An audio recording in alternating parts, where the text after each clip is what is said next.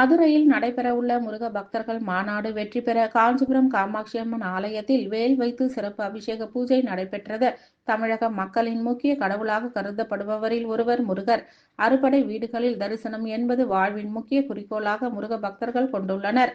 இம்மையில் அறுபடை வீடுகளை இந்து சமய அறநிலைத்துறை சரிவர அடிப்படை வசதிகளை செய்து தருவதில்லை என்ற குற்றச்சாட்டு எழுந்துள்ள நிலையில் வருகிற 22ஆம் தேதி மதுரையில் முருக பக்தர்கள் மாநாடு நடைபெற உள்ளது.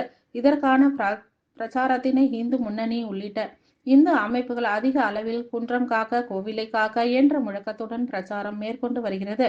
சக்தி பீடங்களில் ஒன்றான காஞ்சி காமாட்சி அம்மன் ஆலயத்தில் முருக பக்தர்கள் மாநாட்டினை காஞ்சிபுரம் மாவட்டம் இந்து முன்னணி உள்ளிட்ட இந்து அமைப்புகள் இன்று 4 அடி வேல் வைத்து சிறப்பு அபிஷேகங்கள் பூஜைகள் செய்து வேலுடன் திருக்கோவிலை வலம் வந்தனர். இந்த சிறப்பு பிரார்த்தனையில் இந்து முன்னணியை சேர்ந்த செங்கை ராஜா, RSS மாநில பொறுப்பாளர் பிரகாஷ், இந்து முன்னணி காஞ்சிக்கோட்ட செயலாளர் மணி, சபரிமலை ஐயப்ப சேவா சமாஜம் காஞ்சிக்கோட்ட பொறுப்பாளர் ஜீவானந்தம், மாவட்ட தலைவர் சரவணன், விஸ்வ இந்து பரிஷத் மாவட்ட தலைவர் சிவானந்தம், ஆன்மீக சேவையாளர் ஆறுமுகம், கேபிள் சரவணன், கோட்டீஸ்வரன் உள்ளிட்ட ஏராளமானோர் கலந்து கொண்டனர்.